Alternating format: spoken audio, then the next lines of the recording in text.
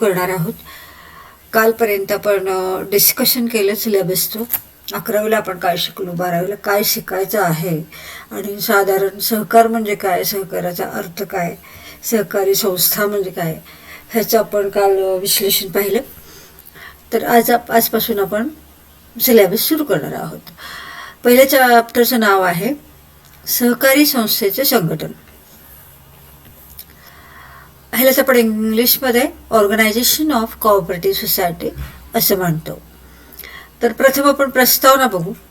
आता काल मी सांगितल्याप्रमाणेच प्रस्तावना इथे तुमच्या टेक्स्टबुकमध्ये आहे. वेगवेगळ्या प्रकारच्या व्यवसाय संघटना आपल्या या व्यावसायिक क्षेत्रामध्ये आहेत. आणि काल मी म्हटल्याप्रमाणे एकल व्यापारी संस्था, भागीदारी संस्था, संयुक्त भांडवली संस्था आणि सहकारी संस्था अशा विविध प्रकारच्या, परत सरकारी संस्था वेगळ्या, सेवाभावी संस्था वेगळ्या, या अशा प्रकारच्या विविध प्रकारच्या संस्था इथं आपल्याकडं बिझनेस कम्युनिटीमध्ये अस्तित्वात आहेत किंवा बिझनेस सोसायटीमध्ये इथं अस्तित्वात आहेत. तर याचं म्हणजे कुठलीही तुम्ही संस्था अदर दॅन म्हणजे सहकारी संस्थेशिवाय इतर तुम्ही संघटना जर बघितल्या किंवा इतर जर तुम्ही व्यवसाय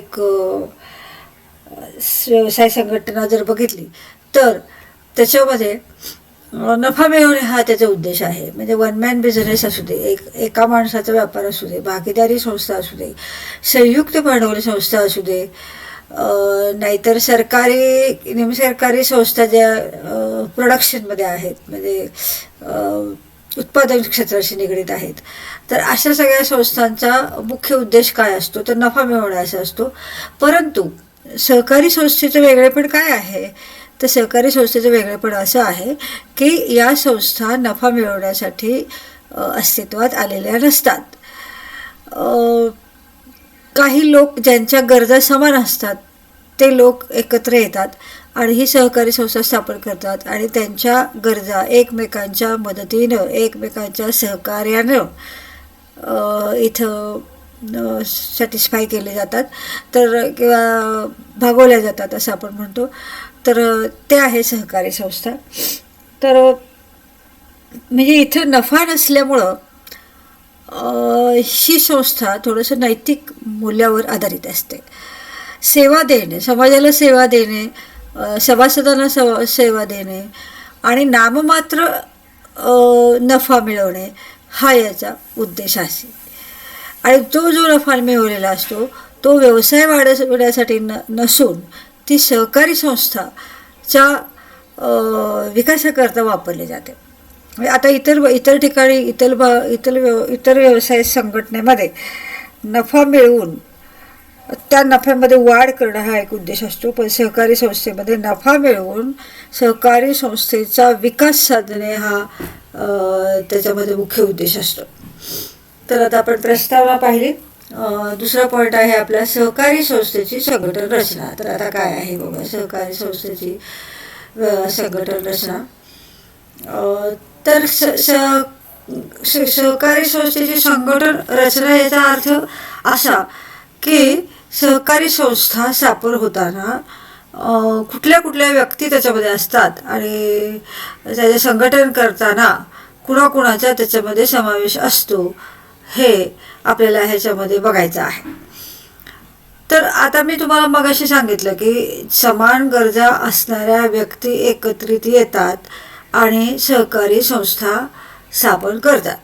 मग समान गरजा असणाऱ्या व्यक्ती म्हणजेच कोण आहेत इथं सभासद आहेत. सहकारी संस्थेचे संघटन आपण बघताना पहिला आपला व्यक्तींचा ग्रुप कुठला असतो सभासदांचा.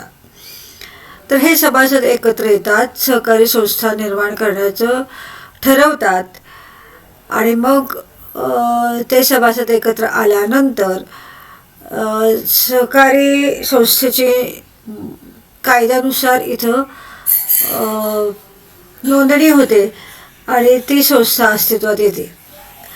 नोंदणी झाल्यानंतर ती संस्था अधिकृत धरली जाते आणि त्या सभासदांच्या मधून काही व्यक्ती व्यवस्थापन समिती स्थापन करतात. ह्यालाच आपण संचालक मंडळ असं म्हणतो.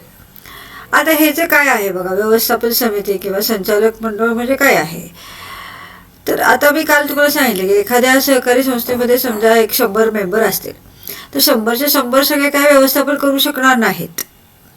100चे 100 सगळे त्या संस्थेचं व्यवस्थापन करायचं म्हणजे खूप अवघड काम होईल.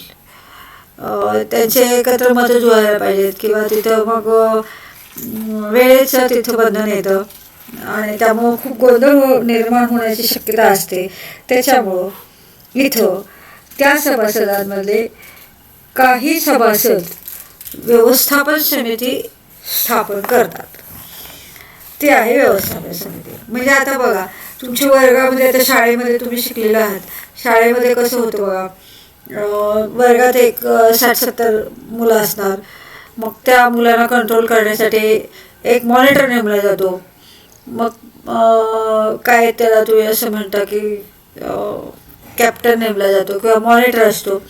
मग तो मॉनिटर याचा अर्थ काय होतो, काय असतो मॉनिटर याचा अर्थ कंट्रोल करणे, क्लास कंट्रोल करणे. मग त्याच्याकडं क्लास कंट्रोल करण्याचं काम दिलं जातं. मग त्याला मदत म्हणून परत काही मुलं त्याला दिली जातात. मग त्या मुलांच्याकडं कोण होमवर्क आहे करत नाही, त्यांची नावं आणायला एका मुलाला सांगितलं तर सहल जर आयोजित करायचं असेल तर त्या सहलीचे पैसे गोळा करणे किंवा सहलीचं नियोजन करणे, त्यासाठी एक मुलगा आपण केला जातो किंवा ठरवला जातो.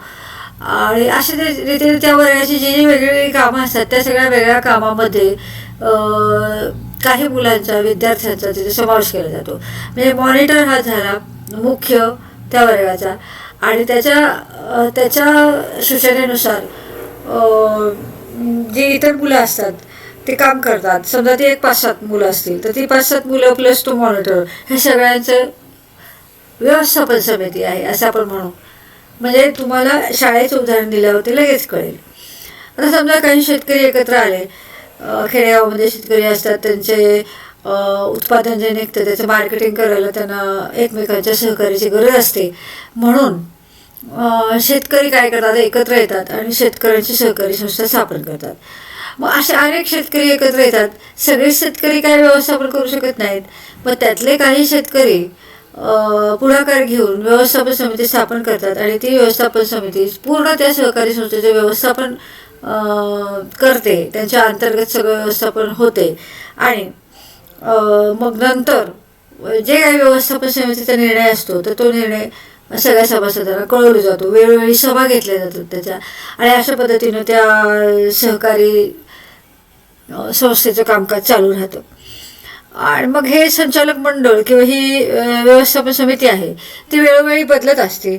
मग आता तुम्हाला ऐकून माहीत असेल बघा, आपल्याकडं साखर उत्पादनमध्ये सहकारी तत्वावर बरेच इंडस्ट्रीज इथं आपल्याला एस्टॅब्लिश झालेले दिसतात, बरेच इंडस्ट्री स्थापन झालेले दिसतात.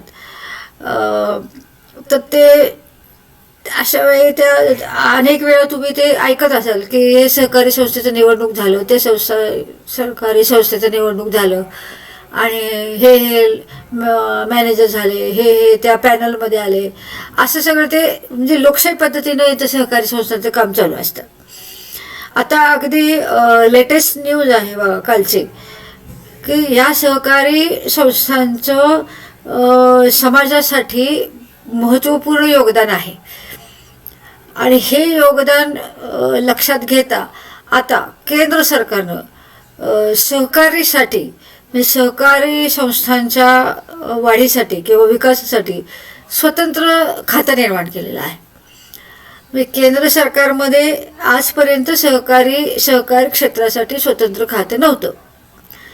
इतर खाती होती बघा, शिक्षण खातं होतं, वित्त खातं होतं, परत बाकीचे आता तुम्हाला माहीतच आहेत सगळे, तर ते सगळे खाती होती. पण सहकारासाठी एक वेगळं खातं निर्माण करण्याची गरज आता भासू लागलेली आहे असं पंतप्रधानांना वाटलं किंवा असं, त्यामुळे त्यांनी तिथं ते स्वतंत्रपणे ते सहकारासाठी खातं अस्तित्वात आणलं आहे आणि त्याच्यासाठी अमित शहा ह्यांना त्याचं प्रमुख नेमलेलं आहे किंवा ते खात्याची जबाबदारी त्यांच्यावर सोपवलेली आहे. तर या सगळ्या गोष्टीतनं आपल्याला काय दिसून येतं की समाजामध्ये इतर व्यवसाय संघटनेबरोबरच सहकारी संस्थांचं अस्तित्व आणि त्यांचा विकास हे खूप महत्त्वाचं आहे. तर पुढं बघा, त्या आता आपण कुठपर्यंत आलो, सभासद आपली स्टोरी कुठपर्यंत आली बघा. आता सभासद एकत्र आले, काही लोक एकत्र आले, मग त्यांनी एकमेकांच्या मदतीसाठी काही उद्देश साध्य करायचं ठरवलं, मग ते झाले सभासद. मग सभासदांनी नोंदणी केली. नोंदणी केल्यानंतर ते महाराष्ट्र जो कायदा आहे सहकारी संस्थाचा, त्या कायद्यानुसार नोंदणी केल्यानंतर ते अस्तित्वात आले. अस्तित्वात आली मग सभासदांची संख्या खूप वाढली. मग ते सगळे एवढे सभासद काय ते सहकारी संस्था मॅनेज करू नाही शकत, त्यांचं व्यवस्थापन करू नाही शकत, म्हणून मग त्या व्यवस्थापन समिती तिथे स्थापन केली. मग व्यवस्थापन समितीलाच आपण संचालक मंडळ असं म्हणू शकतो. मग ही व्यवस्थापन समिती त्या सहकारी संस्थांचं व्यवस्थापन बघत असताना काही पदाधिकारी ठरवतात. मग ते पदाधिकारी कुठले कुठले आहेत बघा. पहिलं पदाधिकारी आहे अध्यक्ष, दुसरा आहे उपाध्यक्ष, तिसरा आहे सचिव, चौथा आहे खजिनदार. तर इथं अध्यक्ष असतो, तो त्या सहकारी संस्थेचा प्रमुख असतो. साधारण महत्त्वाची कामं त्याच्या सहीने होत असतात सगळे. आणि त्याच्यानंतर येतात बघा उपाध्यक्ष. अध्यक्षांना मदत करण्यासाठी उपाध्यक्ष असतात. काही मायनर स्वरूपाचे जे कामं असतात ते उपाध्यक्ष करतात. सचिवाचा रोल खूप महत्त्वाचा असतो सहकारी संस्थेमध्ये. सचिव रोजच्या रुटीनमधले जे कामं असतात ते सगळे सचिवाकडे असतात. कुठल्याही संस्थेमध्ये तुम्ही जर बघितलं तर सेक्रेटरी हा महत्त्वाची भूमिका पार पाडतो. त्याच्यानंतर आहे खजिनदार. खजिनदार म्हणजे आता शब्दातच ते जर तुम्ही ओळखलं आहे, शब्दातच त्याचा अर्थ लपलेला आहे. खजिनदार याचा अर्थ सगळे पैशाची व्यवस्था किंवा वित्त व्यवस्था हे खजिनदार बघत असतो. पैसे आले किती, गेले किती, विकासासाठी किती खर्च केले, रोजच्या कामाकरता किती खर्च केले, राहिलेत किती, आणि आपण त्याचा वापर संस्थेच्या विकासासाठी कसे करू शकतो. मग त्याचे काय गुंतवणूक करायची असेल तर ते गुंतवणूक करतात, कारण त्या गुंतवणुकीच्या माध्यमातून परत एकदा त्यांना तिथे मिळकत मिळू शकते. फिनान्शियल तिथे त्यांना म्हणजे आर्थिक बाजू त्यांची भक्कम होते. तर अशा पद्धतीचे हे सगळे पदाधिकारी आहेत. अध्यक्ष आहेत, उपाध्यक्ष आहेत, सचिव आहेत, खजिनदार आहेत. तर अशा पद्धतीने हे सहकारी संस्थेची संघटन रचना आहे. त्याच्यानंतर जो पुढचा पॉईंट आहे बघा, मला वाटतं इथंच ही स्लाईड संपलेली आहे. तर त्याच्या पुढचा पॉईंट असा आहे सभासद आणि सभासदाची पात्रता हे आहे. तर ह्याच्यामध्ये आपण बघूया परत एकदा आपल्याला या स्लाईडमध्ये काही दिसते का, नाही तर आपण पुढची स्लाईड घेऊ शकतो. 1 मिनिट. तर आता इथं बघा, आपण आज काय काय पाहिलं. तर सहकारी संस्था म्हणजे काय, त्याचे सभासद म्हणजे काय. आता सभासदांबद्दल अजून एक मला तुम्हाला माहिती सांगायची आहे की समान उद्दिष्ट असणारे व्यक्ती स्वेच्छेने एकत्र येऊन सहकारी संस्था स्थापन करतात. परंतु नोंदणी अर्जावर ज्यांचे सह्या असतात ते प्रवर्तक असतात. आता समजा मी असं एक एक्झाम्पल देत आहे तुम्हाला. समजा एक 10 लोक एकत्र आले, त्यांनी सहकारी संस्था स्थापन केली आणि मग त्याच्यातला एक प्रवर्तक असतो. मग त्या प्रवर्तकाने नोंदणी करून घेतली आणि त्याच्यानंतर आणि एक 4-5 जण आले आणि म्हणले आम्हाला पण हे सहकारी संस्था सभासद व्हायचे. तर ते होऊ शकतो का असं त्यांनी विचारलं. तर ते प्रवर्तक मग काय सांगणार त्यांना, हो होऊ शकतं. मग ते पण सभासद जॉईन होतात. मग असं मिळून 15 सभासद होतात. म्हणजे नंतर आलेले असतात सभासद, तर ते नंतर आलेले सभासद जे असतात ते काय काय करतात, तर ते त्याची एक सभासद फी असते. ते सभासद फी भरतात. सभासद होण्यासाठी काही फी आपल्याला तिथं द्यावी लागते. ते फी भरतात आणि त्याच्यानंतर त्याचे एक अर्ज असतो, विहित नमुन्यात अर्ज असतो. म्हणजे एक फॉर्मल म्हणजे एक काय म्हणायचं, एक कायद्याप्रमाणे त्याचा फॉर्मॅट दिलेला असतो किंवा कायद्याप्रमाणे त्याचा आराखडा दिलेला असतो. तर त्या आराखड्याप्रमाणे ते जो अर्ज असतो तर तो अर्ज भरून द्यायला लागतो, त्याला फी द्यायला लागते. आणि अर्ज मिळाल्यापासून 3 महिन्याच्या आत सभासदत्वाचा निर्णय घेतला पाहिजे. मग आता समजा उरलेली 4-5 जण आले, त्याने अर्ज दिला, अर्ज भरला ते आराखड्यामध्ये, म्हणजे त्याचे विहित नमुन्यात जो अर्ज असतो तो विहित नमुन्यात अर्ज भरला. भरल्यानंतर फी पण भरली. फी भरली, मग आता त्याला लगेच सभासद नाही होत. त्यांची संचालक मंडळाची सभा बोलवली जाते. मग त्याच्यामध्ये त्यांना जो प्रवर्तक असतो तो इतरांशी विचारविनिमय करतो आणि मग त्याला मान्यता दिली जाते. म्हणजे त्या लोकांना उरलेले जे 4-5 लोक आहेत त्या लोकांना सभासद करून घ्यायचं का नाही हे ते प्रवर्तक आणि त्याचे इतर जे आता अध्यक्ष उपाध्यक्ष जे आता नंतर जे आहेत, म्हणजे जे काही सुरुवातीपासून होते ते लोकांच्यातले काही पदाधिकारी असतात ते निर्णय घेतात. आणि ते निर्णय अर्ज मिळाल्यापासून 3 महिन्याच्या आत घेतला गेला पाहिजे असं त्याचं नियम आहे. आणि 15 दिवसाच्या आत त्याला तिथं कळवायला पाहिजे असं पण एक त्याचं नियम आहे. तर अर्ज मिळाल्यापासून 3 महिन्याच्या आत सभासदाचा निर्णय घेतला पाहिजे. व्यवस्थापन समितीने निर्णय घेतलेल्या तारखेपासून 15 दिवसाच्या आत संबंधित व्यक्ती सभासदाचा निर्णय कळवला पाहिजे असं त्याचं इथे एक वाक्य आहे. तर क्रियाशील जे सभासद असतात ते मालक असतात असं इथे म्हणलेलं आहे. परंतु मालक वगैरे ही कॉन्सेप्ट त्याच्यामध्ये नसते. सगळे म्हणजे एक तुम्हाला समजावं म्हणून तसं त्यांनी ते वाक्य टाकलेलं असेल, पण मालक वगैरे कोण नसतं. सगळ्या सभासदांना समान दर्जा असतो. फक्त जे काही क्रियाशील सभासद असतात ते व्यवस्थापन समिती स्थापन करतात आणि त्याचे पदाधिकारी होतात आणि सहकारी संस्थेवर कंट्रोल करण्याचे काम करतात. तर अशा पद्धतीनं आपण आज सहकारी संस्थेचे पहिलं जे प्रकरण होतं तर ते प्रकरणाचं नाव आपण परत एकदा बघू.